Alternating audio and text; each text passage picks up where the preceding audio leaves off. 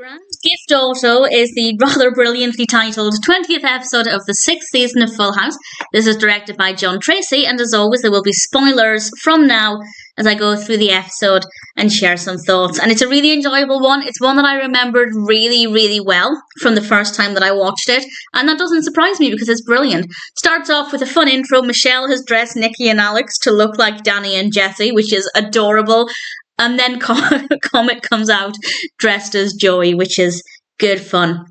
Joey then excitedly calls everybody into the kitchen. We get a bit of suspense for maybe a minute at the most as we wonder, why is Joey so excited? Well, he's got DJ a belated birthday present. He got her a car. And it's beautiful. It looks really nice. DJ is very, very happy about this. And Danny did know about the car. I don't know if this is what I thought the first time I watched the episode, but I was thinking there's the possibility that Danny was going to say no, and that's what the episode was going to be about. But Danny knew about the car. He did want to pick it out with Joey, but he couldn't argue with the fact that the car is safe and fine, and they're going to have trash bags in it to keep it clean, so he has to be okay with it.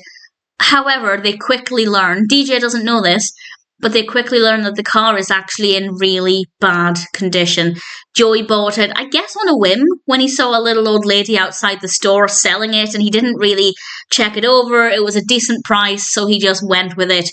And Joey and Jesse, mostly Jesse, decide to fix it up and repair it before DJ finds out. And I have a couple of issues with this, not within the context of the episode, but if this were real life. And I think the first issue is that if a car has this many issues, and it seemed to have a lot of problems, you take it to a professional. You don't try and fix it yourself, particularly when a 16-year-old child is going to be driving it. And the other issue is that they should have just let DJ know.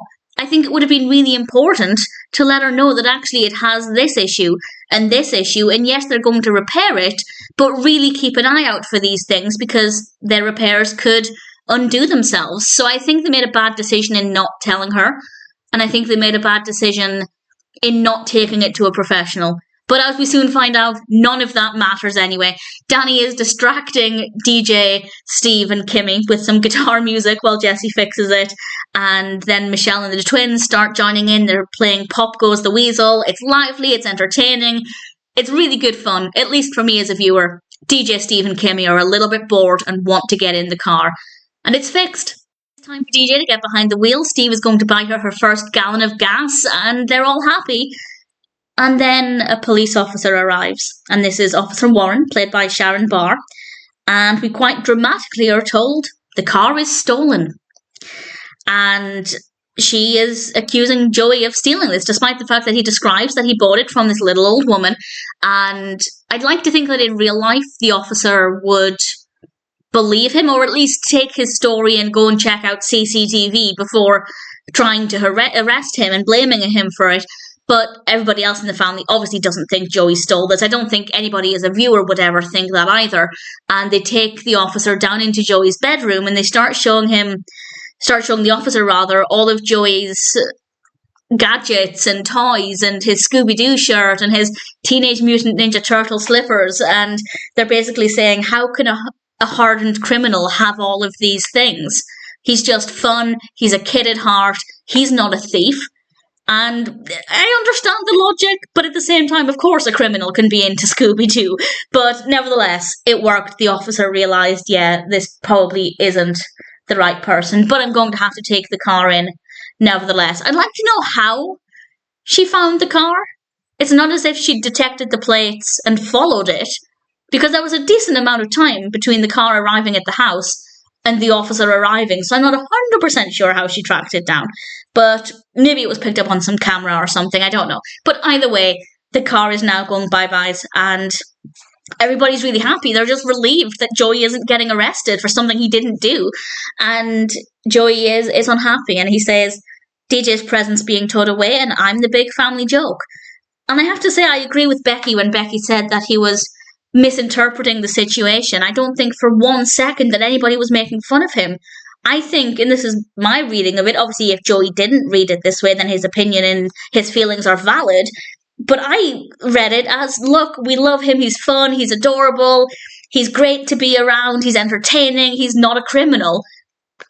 I feel like Joey didn't read it that way. Whereas I could only see praise and love and kindness. So I guess there's a lesson there to be careful how you behave around somebody or how you talk about them, because while you might think you're celebrating their qualities, they might think that actually you're making fun of them. And that's what Joey thought. And I think that's a good lesson there, but also a lesson for Joey that actually people aren't making fun of him. And we get a flashback. Full House is one of the only shows where I quite like the flashbacks. Again, I don't like episodes that are fully flashbacks, but because we just have a few small clips, it worked well. We have a flashback to DJ, tiny little DJ, and tiny little Stephanie, and we hear Stephanie in present day talking, and then when it cuts to Stephanie in, I think, season 1, when she went to the dentist, maybe season 2, and just the change in her voice is so funny, because obviously she was 5, maybe 6 at the time, and now we have 6 years later. It was quite funny to see. And then we cut to one with Michelle. Michelle didn't look that much different, but I quite like the ones in Full House when the children are involved, just to see how much they've grown and changed, and it's just incredible to watch them growing up in the show. It's something that's quite special, and I rather like the clip selection there. And they could have done more. They could have done so many more clips. They very easily could have had the car arrived, and then the police officer arriving almost immediately after, having detected the plates, and then making fun of Joey, or at least seemingly making fun of Joey in his Scooby-Doo shirt. And then the bulk of the episode afterwards could have been the clips of Joey. And I'm really glad they didn't do that, because it seems like a really obvious thing for them to do. But I think they went with a really great choice, a really great approach. And then we end the episode. Well, we have the ending, and then at the very end, we have the Brady Bunch outro, which was very good fun. And I rather enjoyed that a lot. So, needless to say, I think that Grand Gift Auto is a brilliant episode of Full House. Really fun, really entertaining, some good food for thought.